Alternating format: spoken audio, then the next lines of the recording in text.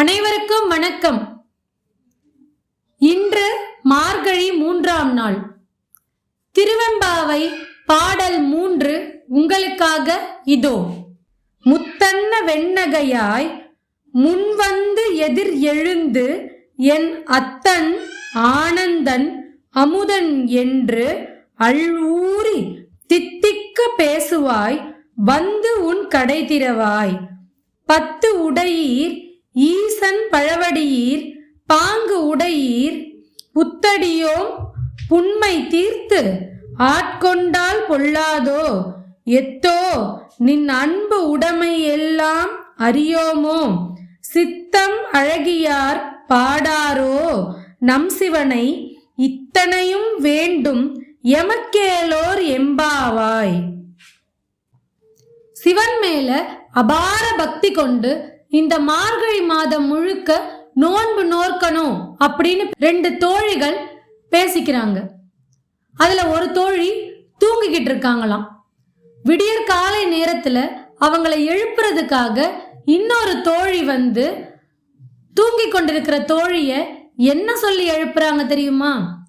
முத்து போல அழகான பற்களையுடைய அழகான சிரிப்புடைய என்னுடைய தோழியே, எப்பொழுதும் எனக்கு முன்னாடி எழுந்து நீராடி சிவ பூஜை செஞ்சு சிவனை பத்தி வாயார புகழ் பாடுவியே, அன்பொழுக பேசுவியே, எவ்வளவு சிவபெருமானோட புகழை பாடி இருக்கிற.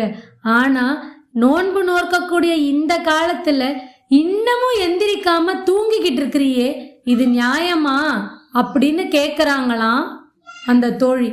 அதற்கு தூங்கிக்கிட்டு இருந்த தோழி எழுந்து, என்ன இப்படி சொல்லிட்ட, ஏதோ தெரியாம இன்று ஒரு நாள் கண்ணயர்ந்துட்டேன், அதுக்காக என்ன பார்த்து இப்படி நீ கேட்கலாமா? சிவன் மேல நான் கொண்ட பக்தி என்ன சாதாரணமான விஷயமா?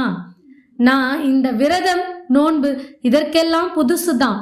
ஆனா சிவன் மேல கொண்ட பக்திக்கு கொஞ்சமும் குறைவில்லாதவ, என்ன போய் இப்படி கேட்டுட்டியே அப்படின்னு கவலைப்பட்டு அந்த தோழி கேட்கும்போது முதல் தோழி சொல்றாங்களாம், தப்பா நினைச்சுக்காத, நீ தூங்கிட்டு இருந்த இல்லையா, உன்னை எழுப்புறதுக்காக தான் நான் அப்படி சொன்னனே தவிர உன்னோட பக்திய சந்தேகிச்சு நான் இப்படி சொல்லல.